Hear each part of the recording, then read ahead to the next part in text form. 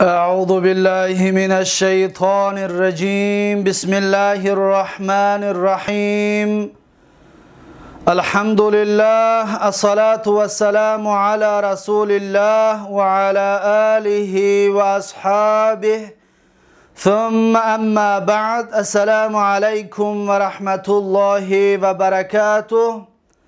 برادران و خواهران و بینندگان و شنوندگان محترم، الحمدلله که ما و شما از گراماتیک زبان عرب، از کتاب از علم صرف، از کتاب الآجرومیه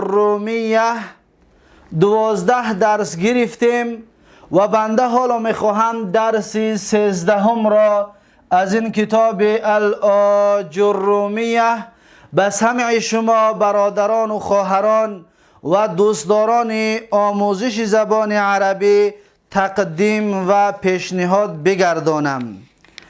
درس امروزه ما و شما از اینجا شروع می شود که صاحب کتاب می گوید که باب الحالی یعنی باب در مسئله حال صحبت میکند. پس حال همچنین یکی از منصوبات است. ما و شما منصوبات را شروع کردیم، گفتیم در 14 جا اسم منصوب می باشد. از آن 14 جا فقط 4 جایش را گرفتیم. یکم جا مفعول بهی که منصوب می باشد، با تفصیل درس گذشته گرفتیم. و دویم مفعول مطلق که اون را مصدر می گویند، همچنین مصدر منصوب می باشد، این را همچنین با تفصیل گرفتیم. و سیوم ظرف زمان و چهارم ظرف مکان. این 4 تا را در درس گذشته با تفصیل بیان کردیم. اکنون امروز درس ما و شما پنجمین جایی که اسم منصوب می باشد. می گوید که باب الحالی، باب در مسئله حال است. یعنی پنجمین جایی که اسم منصوب می باشد اون حال است. حال چی است؟ اولا یک مثال بنویسیم تا اینکه برای ما حال واضح شود که حال یعنی چی. مثلا من می گویم که رأیت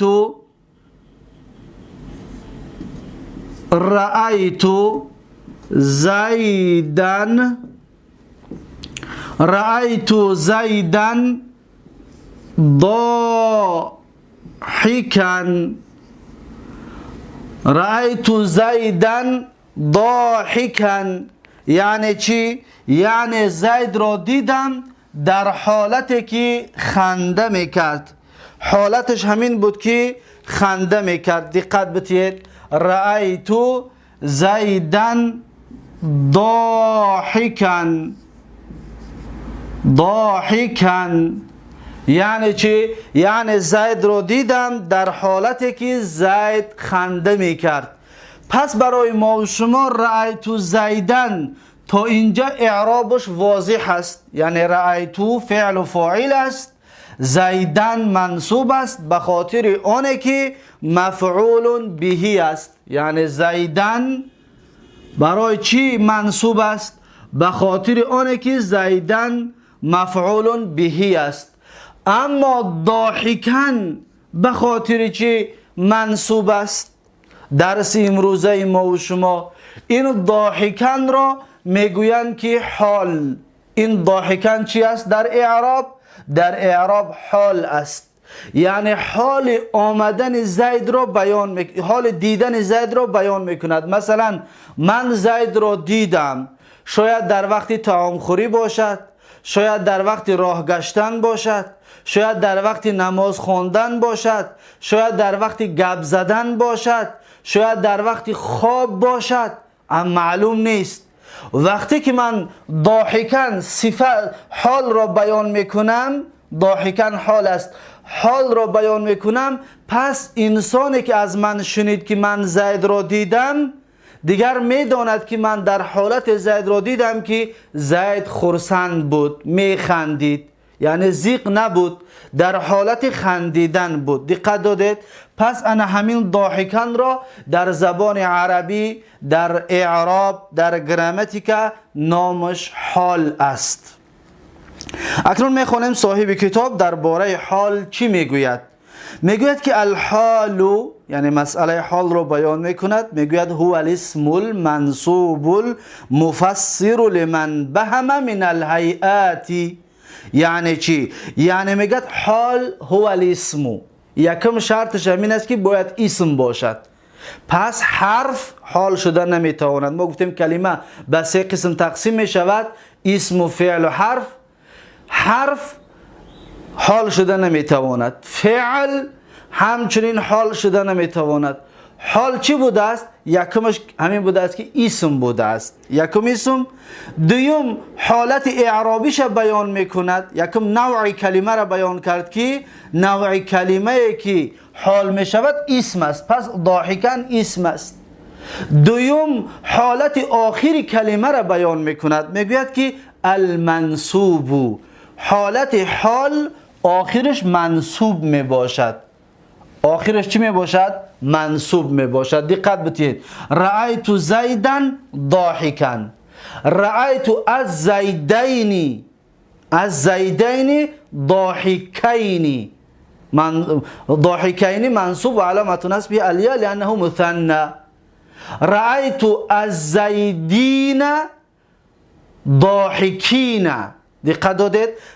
مقصد از مثال ها را آوردن همین است که وقتی که ذوالحال صاحب حال مفرد باشد حال مفرد میاد، مثنا باشد حال مثنا میاد، جمع باشد حال جمع میآید. لیکن حال در همه صورت منصوب است. حال در همه صورت چی است؟ منصوب است. یا منصوبش به فتحه باشد یا منصوبش به یا باشد، چطوری که در مثنا و در جمع مذکر سالم بیان کردیم. بعد از این میگوید المنصوب. دویم شرط حال همین بوده است که باید منصوب باشد و سوم شرط حال همین است یا فایده حال همین است که سوم فایدهش بیان میکند. میگه فایدهش که المفسر، یعنی تفسیر کننده است. چرا تفسیر میکند؟ یا بگوید بیان کننده است. چرا بیان میکند؟ لمن بهم من الهیئات، هر آن چیزی که پنهان ماندگی است از هیئت. هیئت یعنی در حالت انجام دادن فعل یا در حالت واقع شدن فعل همون انسان چی طور بود، در کدام هیئت بود. وقتی من میگویم رأیت زیدن ضاحکن، پس ضاحکن حالت واقع شدن دیدن را بیان کرد که وقتی که من دیدم میخندید. اگر من بگویم که رأیت زیدن باکیان، یعنی زید را دیدم در حالتی که زید گریه میکرد. پس حالت واقع شدن فعل را بیان میکند. مفسرا، المفسر لمن بهم من الهیئات، تفسیر کننده است از آن چیزی که پنهان ماندگی است از هیئات. مثلا من بگم رأیت زیدن، زید را دیدم، خلاص. اما در حالت دیدن من زید چیکار میکرد معلوم نیست. در حالتی که من زید را دیدم حالتش، هیئتش چی بود معلوم نیست.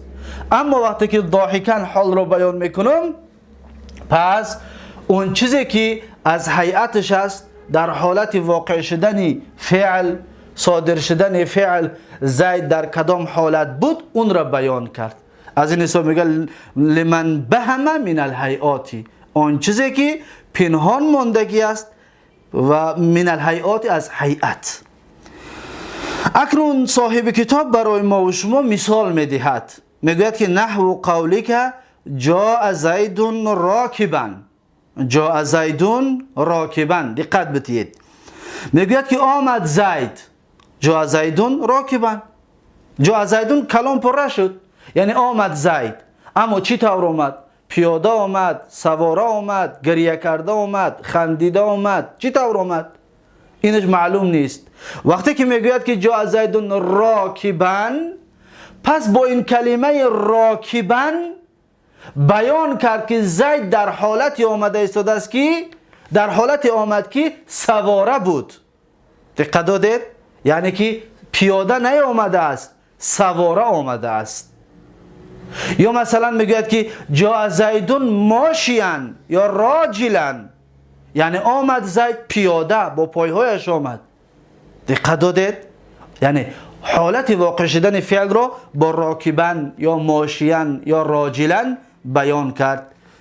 پس این راکبن، پس میگوید جاء فعل ماضی، زیدون فاعل مرفوع علامت رفع الضمه الظاهره لانه اسم مفرد، راکبن منصوب. چرا منصوب است؟ لانه حال، زیرا اینکه راکبن حال است. حال کی است؟ حال زید، یعنی آمدن زید چطوری که هست انا همون رو بیان کرد. پس معلوم شد که حال از فاعل می شده است. باز چی می شده است؟ صاحب کتاب مثال دوم میارد، میگوید که ورکبت الفرس مسرجا، ورکبت الفرس مسرجا، یعنی که سوار شدم اسب را در حالتی که اسب مسرج بود. مسرج یعنی زین داشت. دقت دادید؟ رکبت فعل فاعل، الفرس مفعول به منصوب و علامت نصب الفتحة الظاهره لانه اسم مفرد. مسرجن یعنی چی؟ یعنی اسب زیندار. برای چی مسرجن منصوب آمد؟ به خاطر آنه که مسرج حال است. حال از کی است؟ ما در اینجا دو تا اسم داریم، یکیش رکیب تو اسم است، یعنی من سوار شدم من. الفرسه فرسه اسم است. پس مسرجن اسم کی است؟ حال کی است؟ حال فرس است، یعنی حال اسب. اسب زین داشت که من سوار شدم. اگر یک انسان بگوید که رکبت الفرسه، یعنی سوار شدم اسب را، پس ما شاید فکر کنیم که اسب را بیزین سوار شده است، یا شاید اسب را زیندار سوار شده است. یعنی حالت سوار شدنش برای ما معین نیست. وقتی میگوید که مسرجن، پس با این حال، با این کلمه مسرجن قطعی حالت واقع شدن فعل رو بیان کرد که در حالت سوار شد که اسب ذهن داشت، اسب زین داشت، در بالاش زینش بود. پس میگوید رکبت فعل فاعل، الفرسه مفعول به، مسرجن حال است. دقت دادید؟ مسرجن چی است؟ حال است. حال از کی است؟ حال از اسب، از فرس. برای همین خاطر منصوب است. پس میگوید که مسرجن حال منصوب و علامت نصبه الفتحة الظاهره. بعد از این میگوید که بعد از این صاحب کتاب میگوید ولقیت عبد الله راکبا. این سیوم مثال است. هر یک مثال ها معناهای خودش را دارد. میگوید که و رأیت عبد الله راکبا، یعنی دیدم ولقیت عبد الله راکبا، یعنی وا خوردم با عبدالله قطعی، عبدالله نامی آدم، عبدالله را دیدم میگوید راکبا سواره.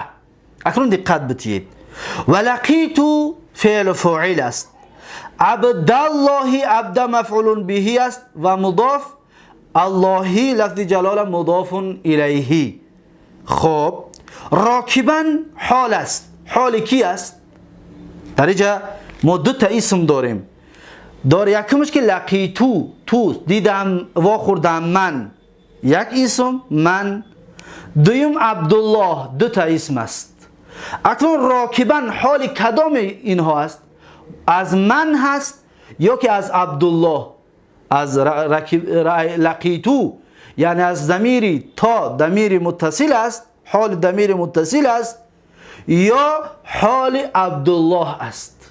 حال کدامش است؟ دقت بتید، این بسیار مسئله مهم است. در اینجا راکبن را ما می توانیم که حال از من بگیرم، لقیتو از تو ضمیر متصل، یعنی بگویم که دیدم من عبدالله را در حالتی که من سواره بودم، مثلا در داخل ماشین بودم یا در بالای اسب بودم، یعنی من سواره بودم عبدالله را دیدم. پس در این صورت راکبن حال شد از تو، لقیتو الضمیر، حال ضمیر شد، یعنی حال من، لقیتو وا خوردم من، حال من شد. دقت دادید؟ پس بیان کرد در حالتی که من سواره بودم عبدالله را دیدم، اما نمیدونیم عبدالله چی کار میکرد، زیرا که حالش بیان نکرده است. یا می توانیم بگوییم که لقیت عبدالله راکبا، واخوردم عبدالله را در حالی که عبدالله سوار بود. در این صورت راکبا حال می شود از عبدالله. دقت دادید؟ در این صورت هر دشته حال شده می تواند، پس این حال یک تا اینها است. پس میگویم از دویمش است یا میگویم از یکمش است، وابسته به قرینه. قرینه یگانه علامتی که بیان بکند که این حال از یکم است یا از دویم. اگر قرینه نباشد این را حال دویم میگیریم. و حالتی که من عبدالله را واخوردم عبدالله سواره بود. دقت دادید؟ پس میگوید که لقیتو فعل و فاعل، عبدالله عبد مفعول به، الله لفظ جلاله مضاف الیه، راکبا چی است؟ راکبا حال است، از این حساب منصوب است. پس میگوید که راکبا حال منصوب و علامت نصبه الفتحة الظاهره. دقت دادید؟ یک مثال دیگر میارم تا اینکه معین شود بین حال از فاعل است یا از مفعول به. دقت بدید. مثلا من میگویم که لقیتو هندن راکبتن. دقت دادید؟ یا که مثلا لقیتو هندن ضاحکتن. دقت دادید؟ نوشته بمونیم. ببینید لقیتو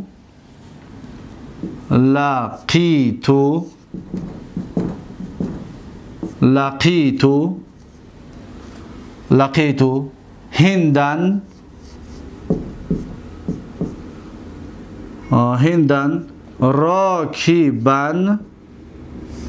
راکبن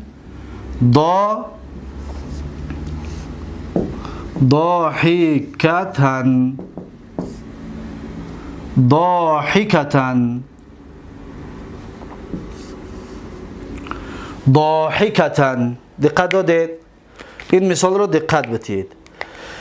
لقیتو هندن یعنی واخوردم هند را، راکبن ضاحکتن، راکبن هم حال است، ضاحکتن هم حال است. اما راکبن حال کی است؟ بتونم بگم حال هند است؟ نه. چرا؟ زیرا که هند مؤنث است، راکبن مذکر است. پس میگیم که راکبن حال است از ضمیر تو، یعنی واخوردم در حالتی که من سواره بودم، ضمیر تو را حالش است. و ضاحکتن این مؤنث است، پس این حال است از کی؟ از هند. ضاحکتن یعنی در حالتی که هند میخندید. دقت دادید؟ یعنی واخوردم هند را در حالی که من سواره بودم و در حالی که هند میخندید. دقت دادید؟ پس میگید لقیتو فعل و فاعل، هندن مفعول به، راکبن حال منصوب و علامت نصبه الفتحة الظاهره. میتونه بگید که حال عن الضمیر عن الفاعل. و ضاحکتن میتونه بگید که حال عن المفعول به و منصوب و علامت نصبه الفتحة الظاهره. دقت دادید؟ پس این هست حالی که خاصی که است، این راکبن خاص فاعل است، ضاحکتن خاص مفعول به است، زیرا که ضاحکتن مؤنث است، هند مؤنث است. دقت دادید؟ یک بار دیگر این مثال را بخونیم. و لقیت عبدالله راکبا مذکر است، لقیتو من واخوردم مذکر هستم، مرد هستم. عبدالله مذکر است، پس راکبا می شود حال فاعل باشد یا حال مفعول به باشد. اما در رکبت الفرس مسرجا، سوار شدم اسب را در حالی که مسرج بود یعنی زین داشت. در اینجا مسرجا حالی کی است؟ حال اسب است، زیرا که آدم را زین نمی کنند، فقط چی را زین میکنن؟ اسب را زین میکنن. پس اینجا دیگه یقین است که مسرج حال است از فرس، حال مفعول به است. خب اکنون بعد از مثال ها را بیان کردن میگوید که ولا یکون الحال الا نکرتن، میگوید که حال نمی باشد مگر اینکه نکیره حال نکیره می باشد. دقت دادید؟ مانند چی؟ ببینید رأیت زیدن ضاحکن. ضاحکن حال است، حال نکیره است. الضاحک نمیگیم، الف لامش نمیمونیم، معرفهش نمیکنیم، نکیره است. حال باید نکیره باشد. دقت دادید؟ یا لقیت هندن راکبن. راکبن باید نکیره باشد. الراکبه گفته نمیتونیم، معرفش که نمیتونیم. ضاحکتن همچنین نکیره است. الضاحکه گفته نمیتونیم، باید چی باشد؟ نکیره باشد. این یکم شرط حال. ولا یکون الا بعد تمام الکلامی. و حال شده نمیتواند مگر بعد از پره شدن کلام. دقت دادید؟ بعد تمام الکلام، پره شدن کلام. پره شدن کلام یعنی چی؟ یعنی فعل فاعلش را و مفعول بهیش را بگیرد و پره شود، بعد حال می آید. فعل فاعل و مفعول بهیش را بگیرد پره شود، بعد حال می آید. اگر یه آدم بگوید که خب این راکبن حال از لقیتو باشد، نمی شود بگویم که لقیتو راکبن هندن ضاحکتن. میگیم نه. چرا؟ زیرا اینکه حال بعد از تمام کلام می آید، یعنی بعد پره شدن کلام. اول کلام پره میکنیم، بعد حال رو میاریم. یا در این مثالی که گفتیم لقیتو عبدالله راکبن، اگر راکبن حال لقیتو از تو باشد، از ضمیر باشد، پس نمیشود بگویی که لقیتو راکبن عبداللهی. نه. چرا؟ زیرا اینکه حال بعد از پره شدن کلام می آید. دقت بدید که جاء زیدون، این فعل لازم بود. جاء زیدون فعل لازم بود، بعد فاعل راکبن حال ذکر کرد. و رکبت الفرس مسرجن فعل متعدی بود. فعل متعدی بود که مفعول بهی می گرفت. وقتی مفعول بهیش را گرفت، بعد در آخر مسرجن حال بیان کرد. و لقیت عبدالله راکبن به مثل همین مفعول بهی که بود، بعد در آخر چرا بیان کرد؟ حال بیان کرد. حال جاش آخری کلام است، بعد از پره شدن کلام، بعد تمام الکلام. یعنی فعل لازم فاعلش بگیره، بعد حال می آید. فعل متعدی باشد مفعول بهیش را بگیرد، بعد حال می آید. مبتدا باشد خبرش میگیرد و بعدش حال می آید. دقت دادید؟ پس را میگم بعد تمام الکلام، بعد از پره شدن کلام. این دویم شرطش بوده است. یکمش که حال باید نکیره باشد.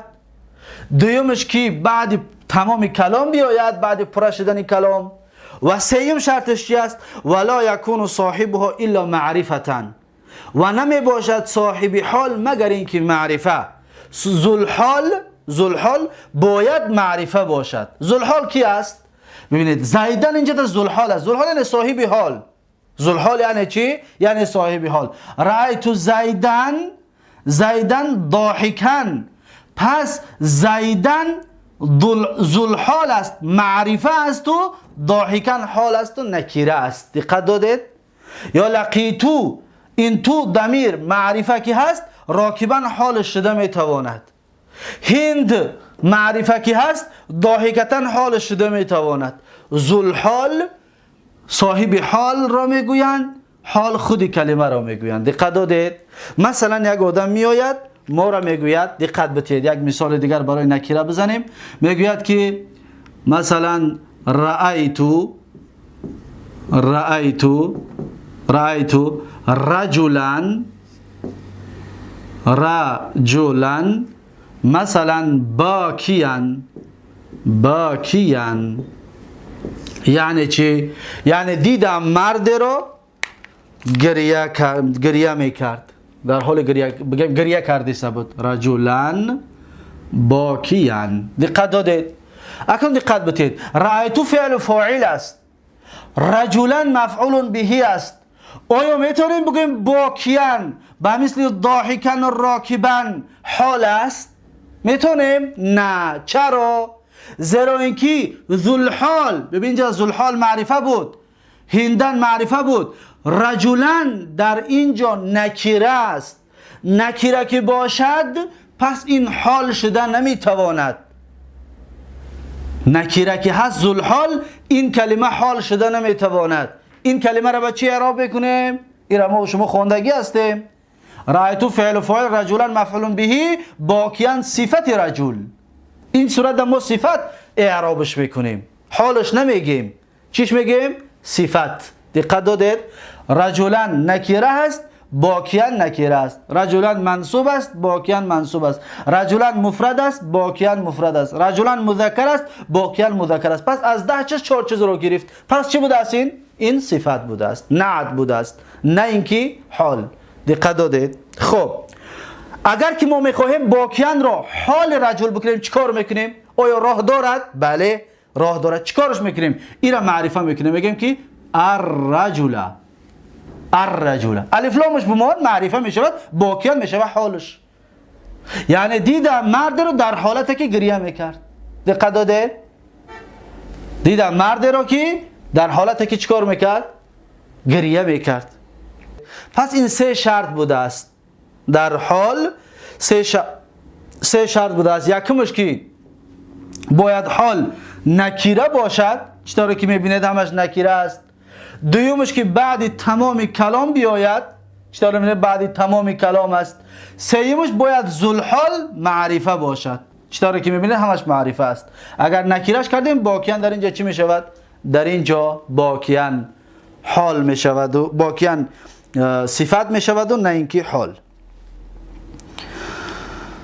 خب بعد از این میگوید که همچنین در مثال آوردگی صاحب کتاب هم که و رکیبت الفرس مسرجن، فرس را ببینید الف لام آورده است، معرفه اش آورده است.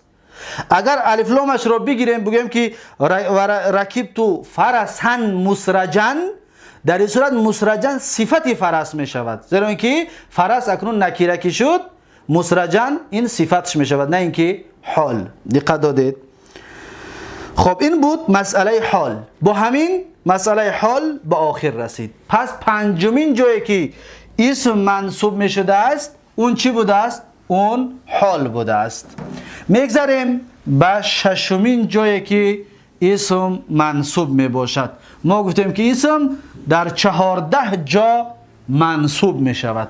می بینیم که ششم جایی که اسم منصوب است اون چی است؟ صاحب کتاب میگوید که باب التمییزی، باب التمییزی یعنی باب در مسئله تمیز صحبت میکند. تمیز همچنین اسمی منصوب است. اولا تمیز یعنی چی؟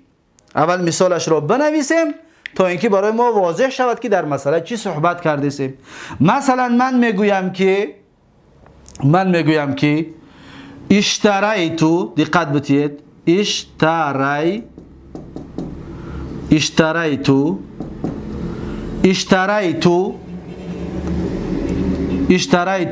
رطلا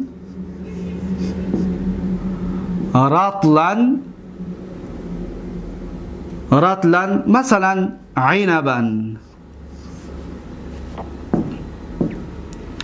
رطلا عنبا یا رطلا زیتا، مثلا رطلا زیتا یا رطلا عنبا. اکنون دقت بتید در اینجا چی است؟ اشتریتو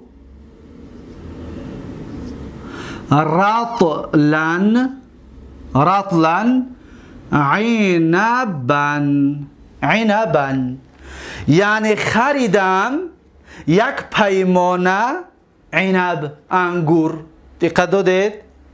خریدم، اشتریتو خریدم رطلا یک پیمانه. رطل یک پیمانه، مثلا یک سطل بگوید، یک تغاره بگوید، یا مثلا یک چیزی معینه که با اون انگور گرفته یا که روغن گرفته می شود یا چیز آبی گرفته می شود. عنبا یا میتونه زیتن بگوید، در جای عنب زیت را بمونید، زیتن. عنبا یا زیتن منصوب می شود به هر صورت. پس میگوید که اشتریتو خریدم رطلا عنبا، یک رطل انگور. اکنون بیایید اعرابش کنیم که حالتهای اعرابی اینها چی است. میگوید که اشتریتو فعل و فاعل است، این ما و شما میدونیم. رطلا رو همچنین میدونیم، این مفعول به منصوب است، علامت نصب الفتحة الظاهره لانه اسم مفرد. اکنون بعد از این عنبا چی است؟ در اعراب چیزش میگوییم. اگر ما بگیم که عنب صفت رطلن هست درست نمی آید. بگوی که رطلن نکره است، عنب نکره است، رطلن منصوب است، عنب منصوب است، رطلن مذکر است، عنب مذکر است. خلاص همین چیزایی که در صفت میگفتیم همون چیزها را بگویی اگر راست نمیآید. چرا؟ زیرا اینکه صفت باید مشتق باشد، عنب مشتق نیست. این کلمه مشتق را انشاءالله در دروس النحویه یا که در قطر میخونید که صفت باید مشتق باشد، اسم فاعل، اسم مفعول، صفت مشبهه. پس میگوید عنبا در اینجا مشتق نیست، مشتق نیست. از این حساب عنب صفت شده نمیتواند. پس عنب رو ما چی بگوییم؟ پس میگه عنب این نامش در اعراب تمیز است. نامش چی است؟ تمیز است. یعنی خریدم یک پیمانه. ببینید چی یک پیمانه؟ یک پیمانه روغن، یک پیمانه انگور، یک پیمانه سیب، یک پیمانه انار، یک پیمانه چی خریدم؟ عنبا، انگور خریدم. پس انا همین عنبا تمیز است در اعراب و تمیز همچنین منصوب می شود چطوره که شما می بینید عنبا. دقت دادید؟ خب بیاید اکنون صاحب کتاب رو بخونیم که چی میگوید. میگه که باب التمییزی، باب در مسئله تمییز صحبت میکند. تمیز چی است؟ میگه که التمییز یعنی تمیز بیان میکند. میگه که هو الاسم المنصوب المفسر لمن بهم. تو اینجا به مثل حال شد، دیده؟ اسم المنصوب المفسر لمن بهم من الذوات. اگر من الهیئات بگوی حال می شود. من الذوات، از ذات. دقت دادید؟ یعنی هو الاسم. پس معلوم شد که تمیز باید اسم باشد. حرف و فعل تمیز شدن نمی تواند. یکم شرطش المنصوب، تمیز منصوب می شود به مثل حال. دقت دادید؟ منصوب می شود. المفسر بیان میکند. چی را بیان میکند؟ لمن بهم من الذوات، اون چیزی که پنهان ماندگی است از ذات. از ذات، یک چیزی مرئی، یک چیزی دیده شده، یک چیزی که میبینیشه، انا همون پنهان ماندگی است. اگر آدم بگوید که خریدم اشترایت رطلن، تو اینجا را بگوید خریدم یک رطل، یک پیمانه چی خریدی؟ از کجا بدانم چی هستون؟ انگور است، سیب است، روغن است، آب است، چی هستون؟ وقتی رطلن میگویی یا زیتون میگویی، پس معلوم میشود که همون یک پیمانه خریدگی تو چی بوده است؟ انگور بوده است یا روغن بوده است. اگر زیتون بگویی پس بیان کرد ذات را. ذات انگور رو میبینی و روغن رو میبینی، ذات رو بیان کرد. اگر تمیز نیاید کلام مفهوم میماند. دقت دادید؟ اکنون صاحب کتاب برای ما و شما میگوید که نحو قولیک، مانند سخن تو. چند مثال میدهد.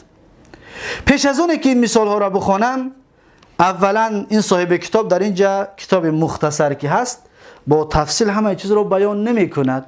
پس می نویسیم، دقت بتید.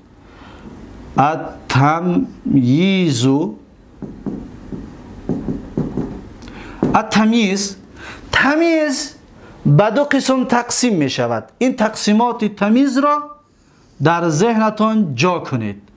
تمیز به دو قسم تقسیم می شود.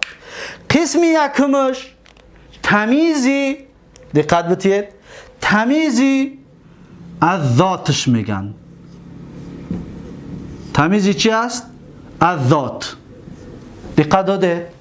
همچنین میگویند تمیزی المفرد. دقت دادید؟ و همچنین میگویند تمیزی الملحوظ، الملفوظ.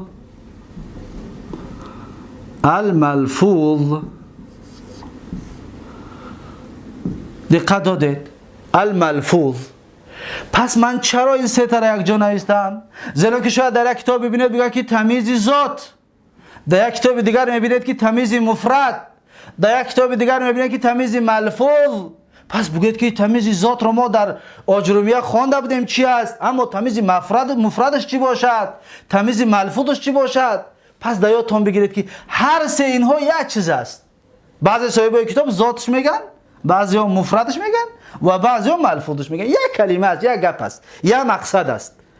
اکنون تمیز ذات یا تمیز مفرد یا تمیز ملفوظ اینها بعد چی می آیند؟ دقت بتید. می نویسیم یکم جایی که میاد بعد عدد. یکم بعد چی است؟ بعد عدد است. مثالش چی است؟ دقت بتید. مثالش مثلا من میگویم که بعد عدد میگویم که همین اشترایتو رو میارم تا اینکه براتون حفظ کردن آسان شود. اشتریتو یعنی خریدم من. دقت بتید. خریدم من 20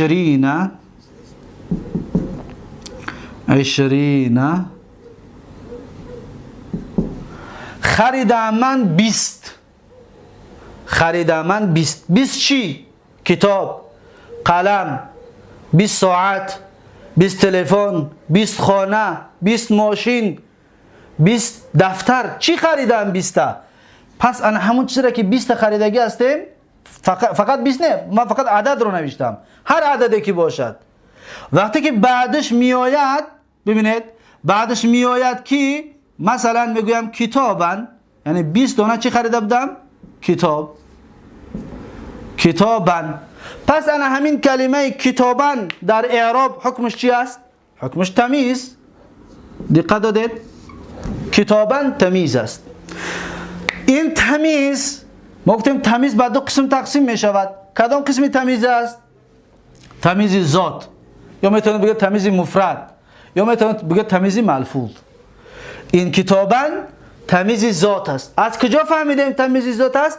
بعد عدد آمد. اشتریتو فعل فاعل، 20 مفعول به منصوب علامت نصب علیه لانه ملحق به جمع مذکر سالم.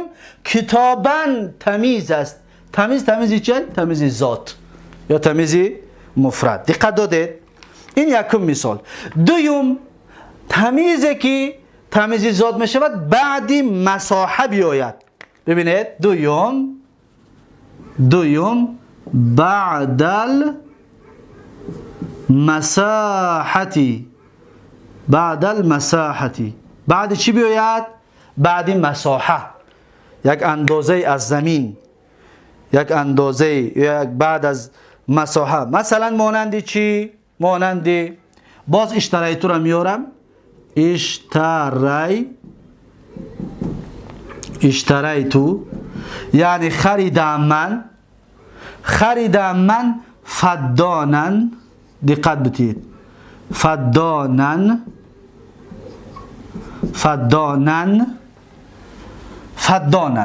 یعنی خریدم من یک فدان. مثلا بگیرید 1 هکتار زمین. فدان یک اندازه معینی از زمین است. مثلا در ذهنتون بگیرید که فدان یعنی 1 هکتار زمین. خریدم من فدان یعنی 1 هکتار. خریدم من فدان 1 هکتار یا یک مساحه معینه از چی؟ اردن. پس اردن آمد. اشتریتو فعل فاعل، فدانن مفعول به منصوب علامت نصب الفتحة الظاهره. اردن چی است؟ اردن تمیز است. اردن چی است در اعراب؟ اردن رو میگوید تمیز است. و تمیز کدام قسمی تمیز است؟ تمیز ذات یا مفرد یا ملفوظ تمیز است. چرا تمیز ذاتش گفتی؟ زیرا اینکه بعدی مساحه آمد. فدان یک معین مقداری از زمین. دقت دادید؟ یک مقداری از زمین. یا بعد از وزن بیاید، یا بعد از چنک بیاید. بعد از چنک بیاید. سیوم. یا میتونیم بگیم بعد از وزن. بعد از چه؟ از بعد الوزنی.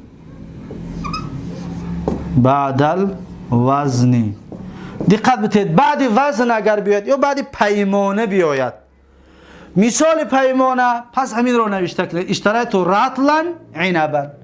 پس عنب تمیز ذات است. از کجا فهمیدیم؟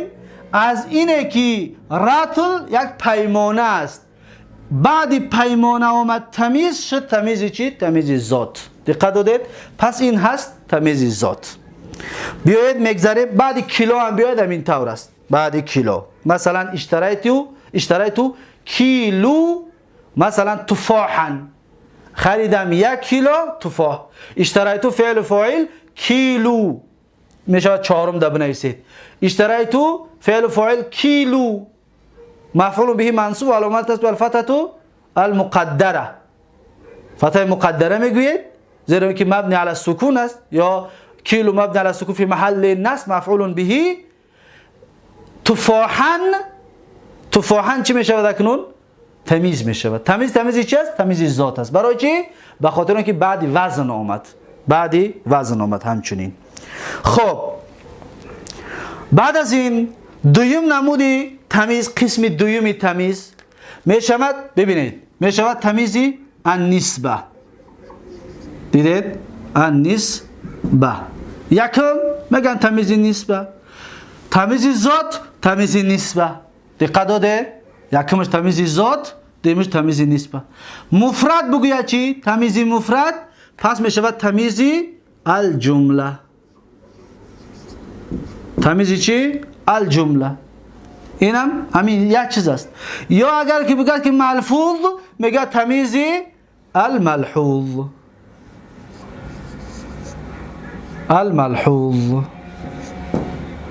دقت داده؟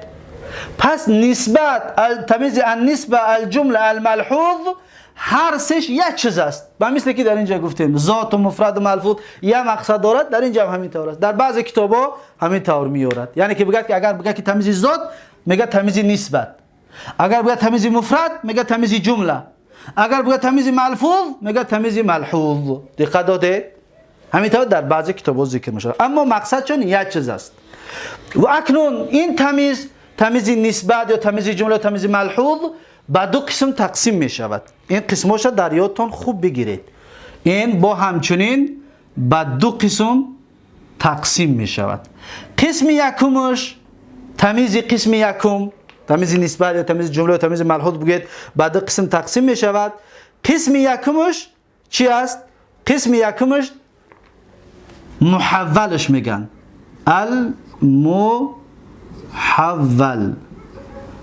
المحول.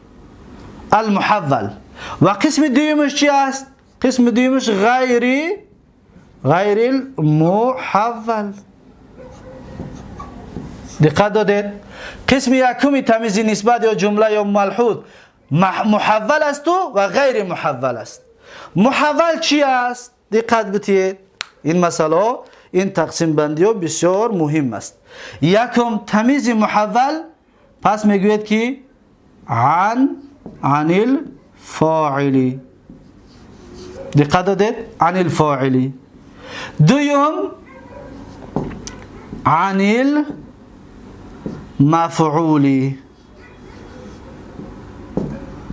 المفعولی. سیوم عن المبتدئی. دقت دادید؟ عن المبتدئی. این نمود تمیزا را تمیز نسبت محولش میگن. محول عن الفاعل مثالاش می نویسیم. محول عن الفاعل به مثل آنه که من میگویم، دقت بدید، یا خود صاحب کتاب همین چیزها را عن الفاعلش گفتگی هست. پس مثال خودش میخونیم. مثلا یکم نحو قولک تسبب زید عرقا. دقت بدید. تسبب زید عرقا. ببین تسبب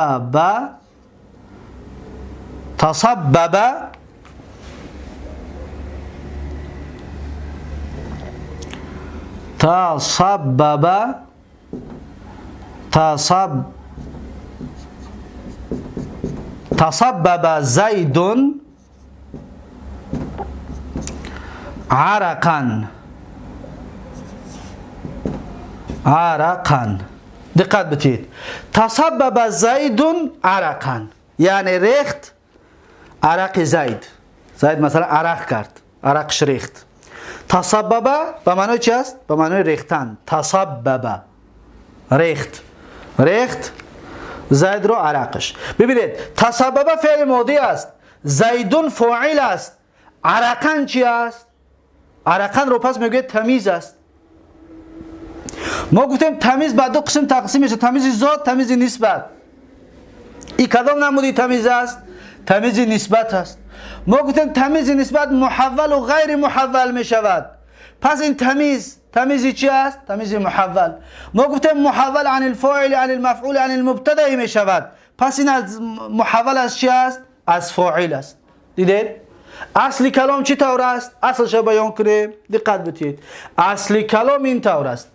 تسبب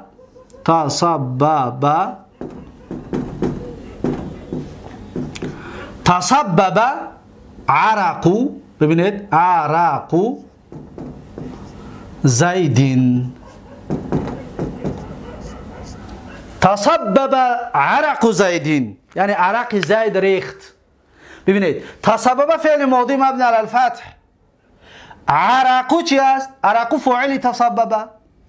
عرق مضاف، زیدین مضاف الیه. اکنون عرق فاعل کی بود؟ عرق را ما گرفتیم، ما مضاف الیه، زیدین مضاف الیه بود، زیدین آوردیم در جای عرق موندیم، گفتیم تسبب زیدون.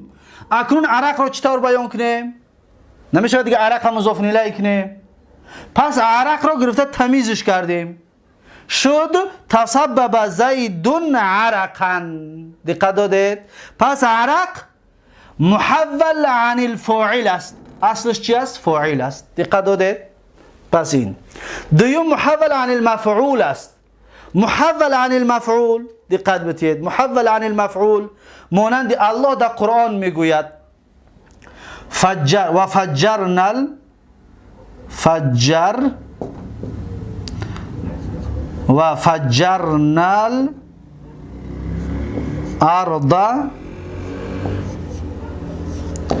فجرنا الارض عيونا. وفجرنا الارض عيونا. دقت دادید؟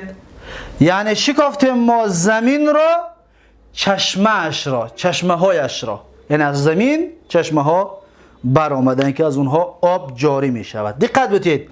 و فجرنا الارض. فجر فعل ماضی مبنی على السکون لاتصال بضمیر رفع المتحرک. والنا ضمیر متصل مبنی على السکون في محل رفع فاعل. الارض مفعول به. عیونا چی است؟ عیونا تمیز است. اکنون دقت بتید، عیون تمیز باشد. ما گفتیم تمیز ذات می شود، تمیز نسبت می شود. پس عیون تمیز چی است؟ تمیز نسبت است. ما گفتیم تمیز نسبت محول و غیر محول می شود. عیونا تمیز چی است؟ تمیز محول. محول عن الفاعل عن المفعول عن المبتدا. پس عیونا معلوم است که عن المفعول هست. پس اصل کلام چی طور است؟ بیرون از قرآن مثلا یک کسی دیگر همین سخن رو بگوید، اصل کلام به این طریق است. دقت بتید.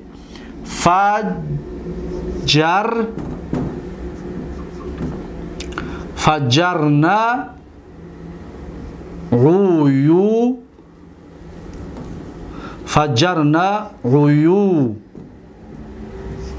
عيون الارض.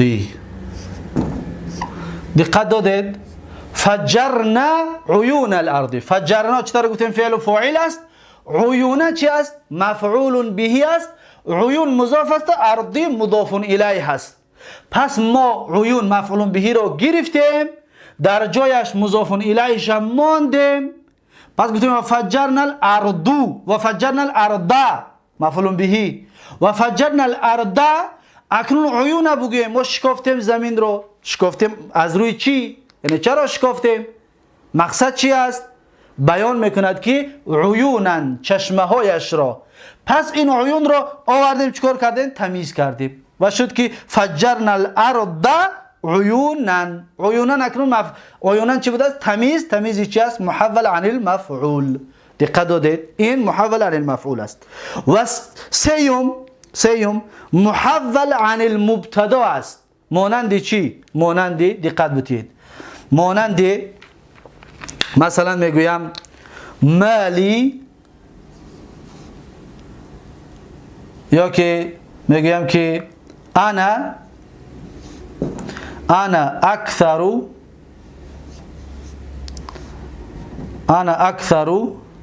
منک، انا اکثر منک مالا.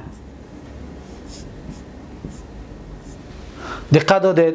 انا اکثر منک مالا یعنی چی؟ یعنی من بسیارتر از تو دم مال دارم. انا اکثر منک مالا یعنی من بسیارتر از تو دم مال دارم. انا مبتدا هست، اکثرو چی است؟ اکثرو خبر هست، منک جار و مجرور، مالن چی است؟ مالن تمیز است. دقت دادید؟ تمیز است. اکنون تمیزی چی است؟ تمیزی ذات یا تمیز نسبه یا تمیز جمله؟ میگه تمیز نسبت است. محول یا غیر محول؟ پس میگه محول است. محول است چی است؟ از مبتدا است. پس انا اکثر منک مالا در اصل کلام این طریق است. دقت بدید، در اصل که مالی، ببینید مالی اکثر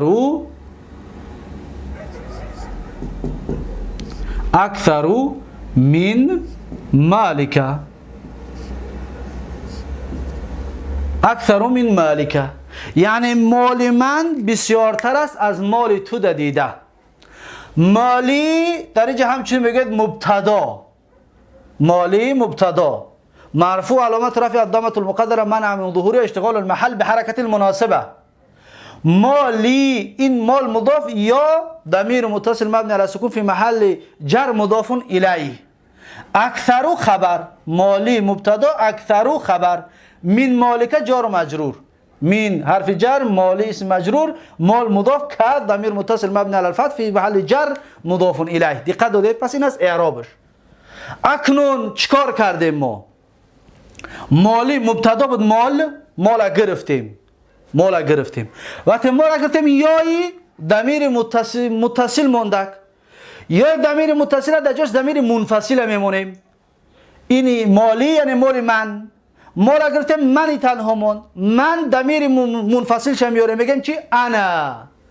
این یا میشود من، این انا میشود من. پس میگم انا در جای یا برای مبتدا را گرفتیم، مضاف گرفتیم. پس میگم انا اکثر منک مالا. اکنون مبتدا را ما برده چیکار کردیم؟ تمیزش کردیم. این اکنون میگن تمیز چی؟ تمیز محول عن المبتدایی. یعنی اصلش این مبتدا بود مالا، اصل مالی اکثر من مالک است، مالی اکثر من مالک، مالی اکثر منک، مال من بسیارتر است از مال تو ده. دقت دادید؟ پس این هست. از این حساب اینها را محولش میگن، یعنی که تغییر داده شده، گردانده شده از فاعل یا از مفعول یا از مبتدا. پس این یکم قسم چی بود؟ یکم قسم تمیزی نسبت. اکنون غیر محول در اینجا مثالش را نوشته میکنیم، دقت بدید. غیر محول مانند چی؟ غیر محول مانندی ببینید امتلأ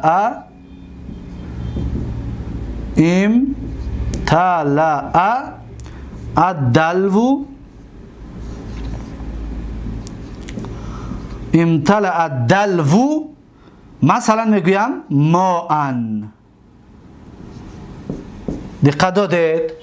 امتلأ الدلو ماءن یعنی پر شد سطیل. چی پر شد؟ آب پر شد. پر شد سطیل آبش. دقت دادید؟ پس میگویم امتلأ فعل ماضی، الدلو فاعل مرفوع علامت رفع الضمه الظاهره. اکنون ماء چی است؟ ماءن تمیز است. تمیزی ذات است یا تمیزی نسبت؟ میگه تمیزی نسبت. نسبت محول است یا غیر محول؟ پس میگه غیر محول. یعنی ماءن در اصل نه فاعل بود، نه مفعول به بود، نه مبتدا. این مؤن همین طور ساختش است. پس را میگوید که تمیز نسبت غیر محول. تمیز نسبت چی؟ غیر محول. مؤن تمیز است، تمیز نسبت غیر محول است. دقت دادید؟ پس امتلأ الدلو مؤن تمیز است. یک آدم بگوید که تمیز ذات است، نگاه میکنیم پیش خودش عدد نیست، مساحه نیست، وزن نیست، چنک نیست، پس میگیم نه این شده نمیتواند تمیزی ذات یا تمیزی مفرد شده نمیتواند. دقت دادید؟ پس این هست اقسام تمیز. اینها را میگویند قسم های تمیز و این تفصیلات را در کتاب بعدی به تفصیل بعد میخونندش. اما حالا اگر اینها را حفظ کردید دیگه در اونجا که رفتید براتون بسیار آسانتر میشود، یا که بعضی سخنان دیگر که است اونها را بعد در اونجا حفظ میکنید. خب اکنون بیاید میخونیم صاحب کتاب چی میگوید. مثالش میخونیم. میگوید که نحو قولیک، در تمیز که مثال میارد، میگوید که تصبب زید عرقا، یعنی عرق زید ریخت. عرق زید ریخت یعنی در گرمی عرقش ریخت. دقت دادید؟ تصبب زیدون تمیزی چی است؟ تمیزی ذات. میتونید تمیزی مفردش بگید. معذرت میخوام، تمیزی ذات نیست، تمیزی نسبت است. محول از چی است؟ از فاعل است. تسبب زیدون عرقا اصلش چی بود؟ تسبب عرق زیدین بود. دقت دادید؟ این یکم. دوم و تفقع بکر شحما، یعنی بسیار شد، زیاد شد بکر از روی روغن، یعنی روغنش بسیار شد. یعنی چی؟ یعنی فربه شد. زید بکر فربه شد. دقت دادید؟ تفقع فعل ماضی، بکرون فاعل، شحما چی است؟ تمیز است. تمیز چی است؟ تمیز محول، تمیز نسبت محول از چی است؟ از فاعل. به مثل تسبب زید عرقا میگه که اصلش تفقع شحم بکرین بود. شحم فاعل بود، بکرین مضاف الیه، اما مضاف الیه جای فاعل بردیم و فاعل خودش تمیزش کردوندیم. دقت دادید؟ پس شد محول عن الفاعل، تمیز محول عن الفاعل. و سوم مثالش طاب محمد نفسا، یعنی خوش شد، پاک شد محمد نفسش، از روی نفس. دقت دادید؟ پس نفسا در اینجا تمیز است. طاب فعل ماضی، محمدون فاعل، نفسا تمیز است. پس در اینجا همچنین نفسا محول عن الفاعل است. اصلش چی است؟ اصلش طابت نفس محمدین است. طابت فعل ماضی مبنی علی الفتح و تا علامت التانیث، در که نفس مؤنث است. نفس فاعل مرفوع علامت رفع الضمه الظاهره و محمدین و نفس مضاف، محمدین مضاف الیه. دقت دادید؟ پس این رو ما مضاف الیه جای فاعل آوردیم و فاعل رو تمیز گرداندیم، شد طاب محمدون نفسا. دقت دادید؟ بعد از این و اشتریت 20 غلاما، خریدم 20 دانه غلام، 20 تا غلام خریدم. پس این عددی که بعد از عدد بیاید گفتیم بعد از عدد تمیز منصوب می شود، از 11 تا 99 است. یادتون بگیرید از 11 عدد 11 تا عدد 99 تمیز منصوب می شود و تمیزی از 11 پایانش جمع مجرور است، از 100 بالاش همچنین صدها همچنین چی هستند؟ صدها همچنین تمیزاشان مجرور می شوند، مفرد مجرور، و اینها را انشاءالله در جای خود در عدد خواهیم خواند. خب میگوید که واشتریت 20 غلاما، خریدم 20 دانه غلام. مثلا بگوید که اشتریت فعل و فاعل و 20 مفعول به منصوب علامت نصب علیه لانه ملحق به جمع مذکر سالم. غلاما چی است؟ غلاما تمیز است. تمیزی چی است؟ تمیزی ذات یا تمیزی نسبه؟ بگوید تمیزی ذات. چرا؟ زیرا که بعد از عدد آمده است. 20 20 بعد عدد که آمد پس می شود چی؟ تمیزی ذات، تمیزی مفرد یا ذات.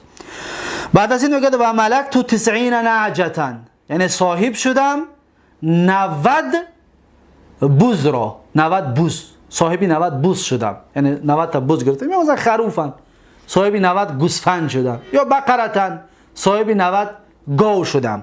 اکنون و ملکت فعل و فاعل 90 مفعول به منصوب علامت النصب الیا لانه جمع مذکر سالم، ملحق به جمع مذکر سالم.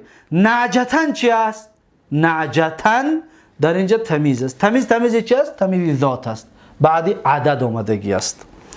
بعد از این میگوید که و زید اکرم منک ابا، یعنی زید با اکرامتر است از تو دیده از روی نسب. ابا یعنی از روی پدرش، یعنی که از روی نسبش از تو دیده بالاتر است، با اکرامتر است، با احترامتر است. پس و زیدون مبتدا است، اکرمو اسم تفضیل خبر است، منک جار و مجرور متعلق به اکرم. ابن چی است؟ ابن در اینجا تمیز است. این تمیز بعد اسم تفضیل است. انشاءالله در کتاب بعدی میخونیم بعد اسم تفضیل دو وجه خواندن جایز است، اگر که نکره باشد یا مضاف الیهش میخونیم یا تمیزش میخونیم که را انشاءالله در جای خودش بعد میخونیم. فقط حالا در یادتون بگیرید که ابن در اینجا تمیز است. و اجمل منک وجها و اجملو یعنی که و زیدون اجمل منک مبتدا، این واو عطف شد در جای و اجملو عطف است در جای اکرمو. عطف است در جای چی؟ در جای اکرمو. و اجمل منک وجها با زیدون مبتدا است میگوییم، یا که میگوییم که اجملو عطف است در جای اکرمو، زنی که اکرمو خبر بود، اجملو همچنین اکرم خبر شد. منک جار و مجرور متعلق به اجملو، وجها روی، یعنی که و زیدون اجمل منک وجها، یعنی زید زیباتر است از تو دیده از رویش، یعنی در جمال بالاتر و زیباتر است، جمالش زیباتر است. دقت دادید؟ یعنی فسانیش، خوشروگیش از تو بالا است، زیباتر است. اکنون وجها همچنین چی است؟ تمیز است. اینم بعدی چی آمدگی است؟ بعدی اسم تفضیل. و چطور گفتیم بعد اسم تفضیل اگر فاصله بیاید و اون همچنین چی خوانده می شود؟ یا تمیز یا که فاعلی اسم تفضیل هم خوانده می شود، اونها در جاش خوانده می شود، اونها در جاش انشاءالله خوانده می شود. در اینجا در تمیزای ما بعد اسم تفضیل فاصله است، منک در بینشان است، اکرمو ابن، اکرمو منک در بینشان است. از این حساب این را دو وجه خواندنش جایز است، یا که حالت ها دارد انشاءالله در بعد خواهیم خواند. اینجا خلاصه همین است که ابن وجها هر دش تمیز هستند. هر دش چی هستند؟ تمیز هستند. بعد از این میگوید که ولا یکونو الا نکرتن، ولا یکونو الا نکرتن، یعنی تمیز نمی باشد مگر اینکه نکره. تمیز به مثل حال نکره است. عنبن العنبش بگو نمی شود، کتابن الکتاب نمی شود، ارضن ماءن عرقن عیونن مالن، همش نکره است. دیدید؟ همش نکره است. تمیز به مثل حال نکره می شود. یکمش ولا یکون الا بعد تمام الکلامی، و نمی باشد مگر اینکه بعدی پره شدن کلام، یعنی تمیز بعد از پره شدن کلام می شود. اشترایت و رتلن فعل و فاعل مفعول به اش را گرفت بعد تمیز می آید. دقت دادید؟ یا که مثلا تسبب عرق زیدین، تسبب زیدون، فعل فاعلش را گرفت بعد چی می آید؟ بعد تمیز می آید.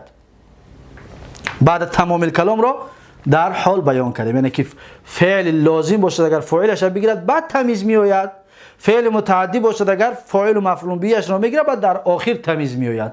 مبتدا بیاید، خبر می آید، بعد تمیز می آید. چطور گفتیم؟ انا اکثر منک مالا، انا مبتدا اکثر و خبر، مالا در آخر چی شد؟ تمیز شد. دقت دادید؟ بعد مبتدا خبر بیاد، بعد یعنی مبتدا خبرش رو میگیرد، بعد خبر بعد تمیز می آید. پس این شرطای چی بوده است؟ شرطای تمیز. پس این هست مسئله تمیز. مسئله تمیز هم همچنین با آخر رسید. میگذاریم به بعدش که صاحب کتاب چی میگوید. بعد از این صاحب کتاب برای ما و شما باب الاستثنائی، باب در مسئله استثناء صحبت میکند. باب الاستثنائی یعنی باب در مسئله استثناء است. این باب در مسئله استثناء را یعنی هفتمین منصوبات می شود. این را بهتر و خوبترش به درس بعدی، به درس 14 میگذاریم، زیرا اینکه این مسئله بسیار مهم است و مسئله بسیار لازمی است که در بسیار جایها می آید، یا از بسیار طالب علم‌ها و عربی خوان‌ها در این مسئله خطای رخ می دهد. از این حساب این را درس خاصش کنیم یا درس بعدی در بمونیم باز دوامش انشاءالله خواهیم خواند. در درس آینده انشاءالله استثنا رو خواهیم گرفت. پس ما شما در این درس 13 دو منصوبات رو گرفتیم. یکمش چی بود؟ یکمش حال، دویمش چی بود؟ دویمش تمیز. حال و تمیز. پس حال پنجمین حالتی نصب اسم است، تمیز ششمین جایگاهی که اسم منصوب می شود.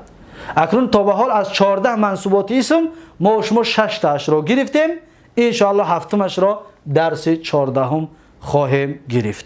بارک الله فیکم. درس امروزه را در اینجا به پایان می رسانم. تا درس آینده یک و یک شما را به الله تبارک و تعالی می سپارم. هر کجایی که باشید سلامت و موفق و مؤید باشید. السلام علیکم و رحمت الله و برکاته.